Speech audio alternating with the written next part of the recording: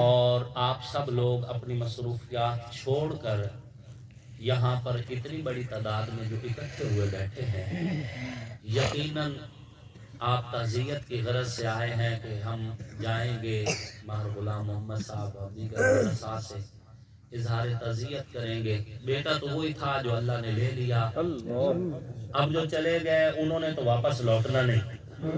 دیکھیں یہ تو اصول فطرت ہے، ہم سب نے اس جہان کو چھوڑ دیا۔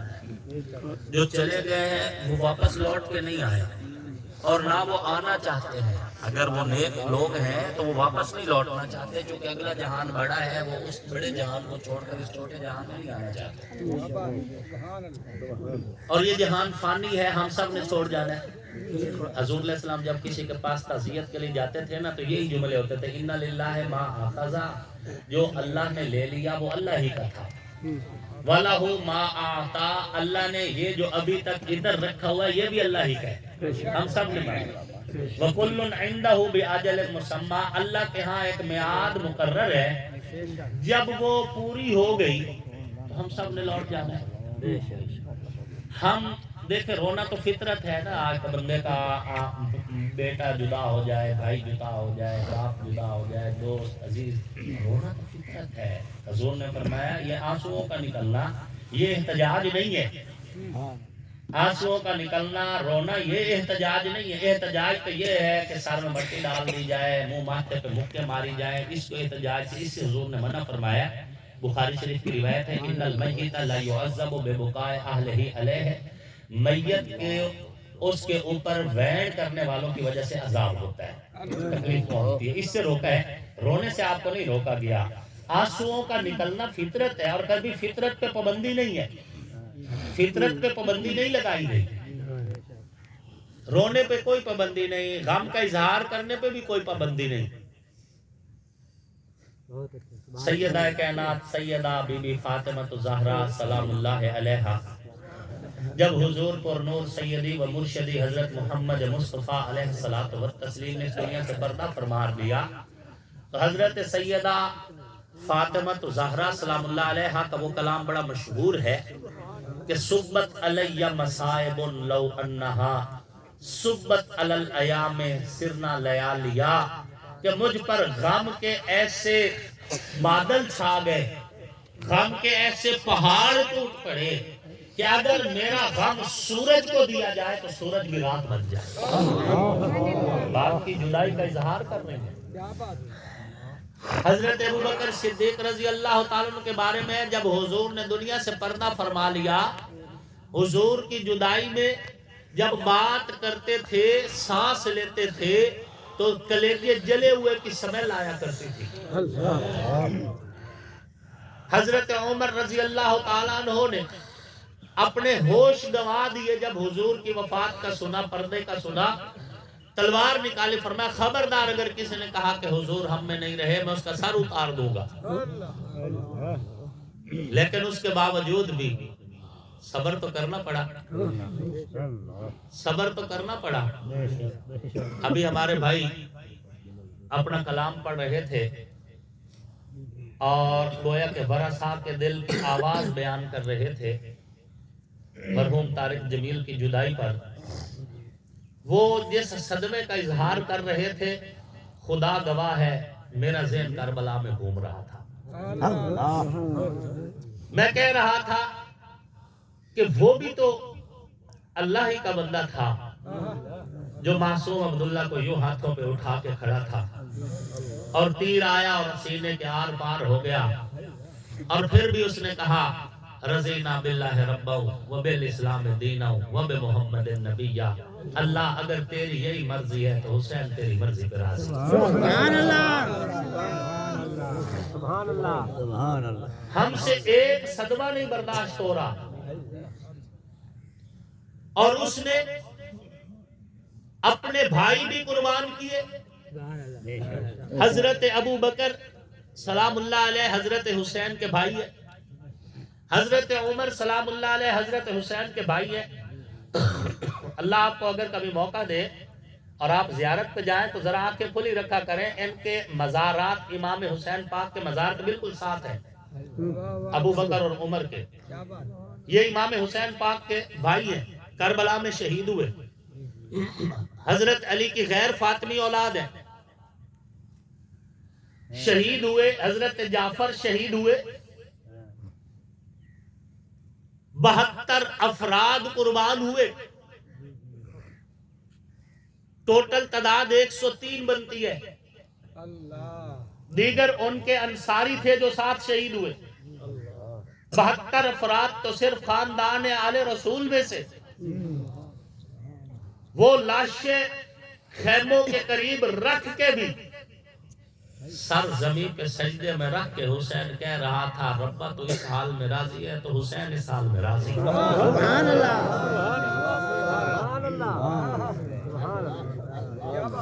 حوصلہ تو ان لوگوں کا ہے نا, اتنی قربانی دے کر بھی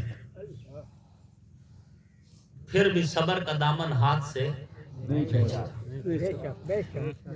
یا ایھا الذین آمنوا استعینوا بالصبر والصلاۃ. اے ایمان والو, جب دکھ پہنچے, رنج پہنچے, الم پہنچے, غم پہنچے, نماز پڑھا کرو, صبر کیا کرو. حسین نے صبر بھی کیا اور نماز بھی پڑھ کے دی. نماز بھی پڑھ کے دی, اور ایسی نماز پڑھی کہ نماز کو بھی فخر ہوا حسین پر. نماز کو بھی فخر ہوا حسین پر. اور حسین نے سر سجدے میں رکھ کے اتنی جرت, اتنی غیرت, اتنے ایمان, اتنے جذبے سے جام شہادت نوش کیا کہ صدیاں گزرنے کے بعد آج بھی 5-3L کے اندر اتنے بڑے مجمع میں مولوی یہ کہہ رہا ہے کہ شاہ است حسین, بادشاہ است حسین, دین است حسین, دین پناہ است حسین, سرداد نداد دست در دست یزید, حقا کے بنا لا الہ است حسین. دین کو ناز ہوا حسین پر, نماز نے فخر کیا حسین پر. کربلا کوئی قصہ تو نہیں رہا, یہ کوئی کہانی تو نہیں, یہ دین کا مستقل ایک سبق ہے, یہ دین کا مستقل باب ہے. صبر کر کے دکھایا اور نماز پڑھ کے دکھائی.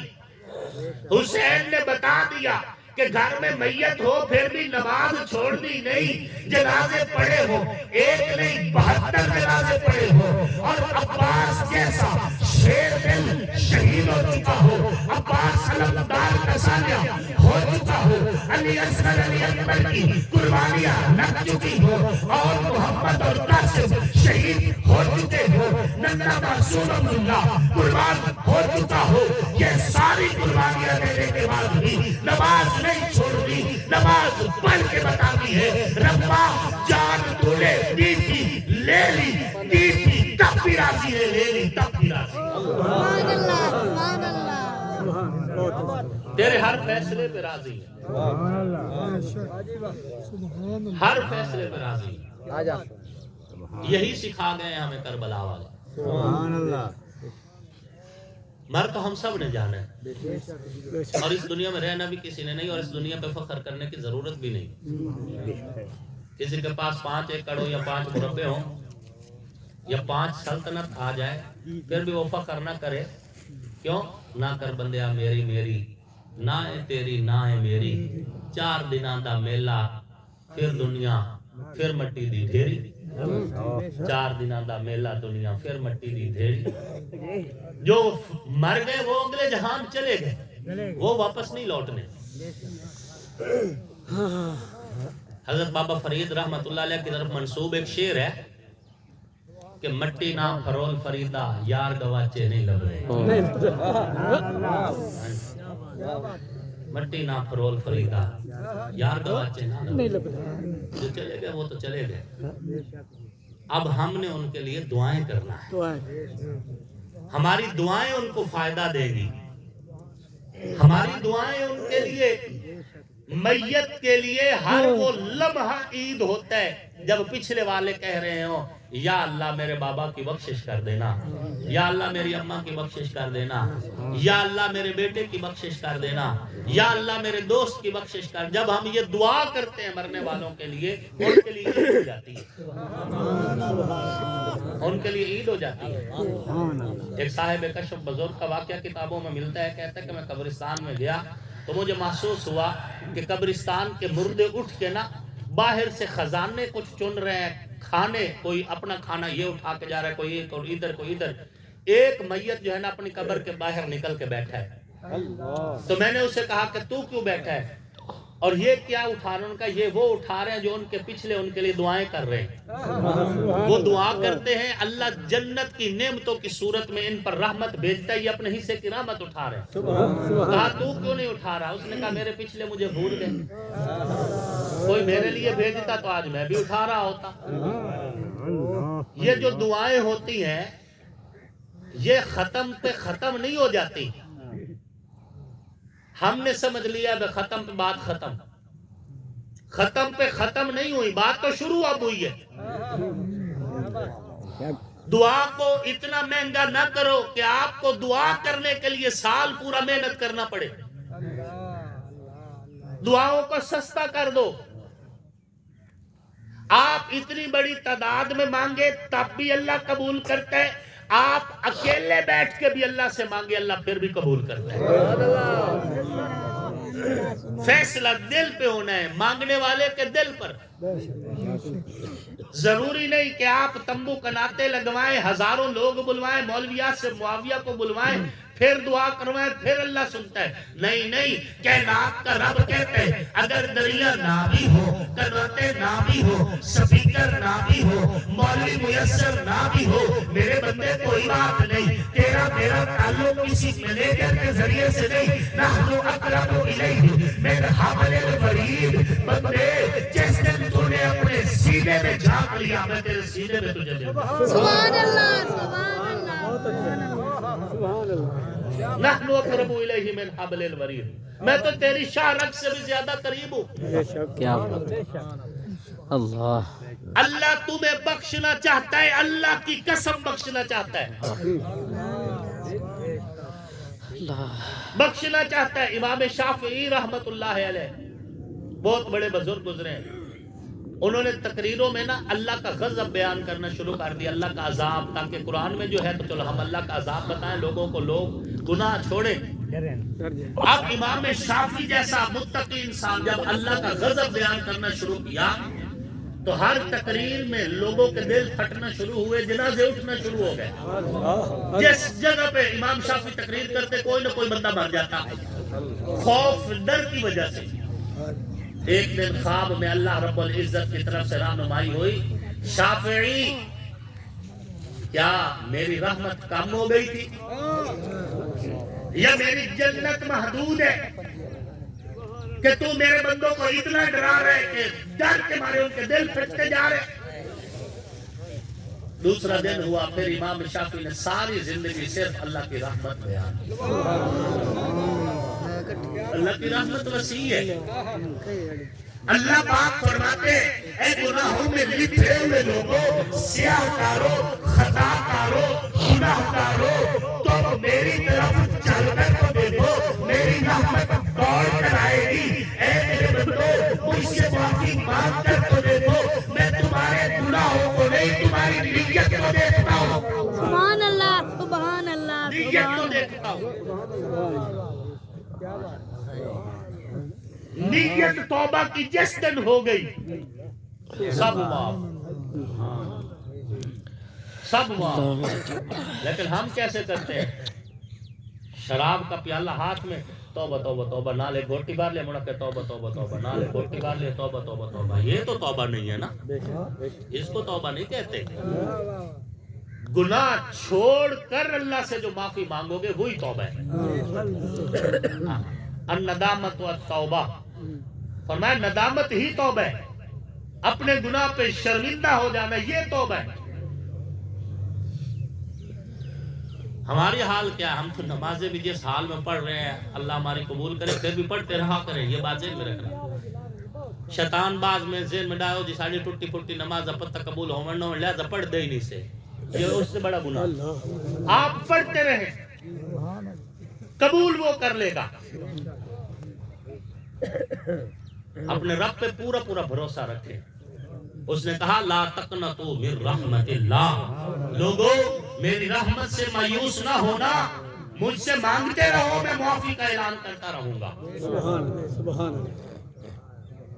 ہم تو مائل بکرم ہیں کوئی سائل ہی نہیں، راہ دکھائیں کسے کوئی راہ روئے منزل ہی نہیں، کوئی قابل ہو تو ہم شان کئی دیتے ہیں، ڈھونڈنے والوں کو دنیا بھی نہیں دیتے ہیں۔ طلب تو ہو، اور رب سے جب مانگے تو رب کو دیکھ کر مانگا کرے، اپنے آپ کو دیکھ کے نہ مانگا کرے، آپ رب کے حساب سے مانگا کریں۔ اس کے لیے کوئی مشکل نہیں، اس کے لیے کوئی مشکل نہیں، وہ یتیم کو در یتیم بنا دیتا ہے، بے سہارا کو دنیا کا سہارا بنا دیتا ہے، وہ بڑا طاقتور ہے۔ مصر کے بازاروں میں بکتے ہوئے یوسف کو اسی مصر کا بادشاہ بنا دیتا ہے۔ ایک وقت تھا بھائیوں نے حضرت یوسف کو پکڑا، کنویں میں ڈال دیا، پھر کھوٹے سکوں کے عوض بیچا۔ مقصد کیا تھا؟ یوسف کو بے قدرہ کرنا۔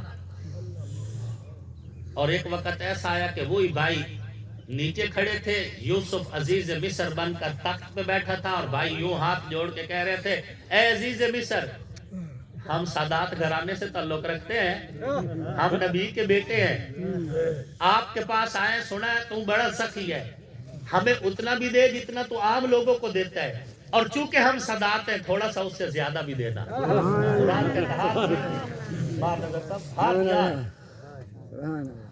ہمیں اتنا ضرور دے جتنا دوسروں کو دے رہے، اور اس سے زیادہ دے، قرآن یہ کہہ رہے اس سے زیادہ بھی دے، کیونکہ ہم سادات ہیں، ہم نبی کی اولاد ہے۔ اسی بھائی کو بول رہے ہیں جس کو بے قدرہ کہا تھا، اس کے سامنے کھڑے۔ رب یوں بھی دکھا دیتا ہے، رب یوں ہی دکھا دیتا ہے۔ رب سے جب بھی مانگنا ہے نا، اس کی ذات کو مد نظر رکھ کے مانگنا، اس کی ذات کو مد نظر رکھ کے زیادہ سے زیادہ۔ ماشاءاللہ میں اٹھ کے گل کرنا پیا عالم کے سامنے، زندہ باد۔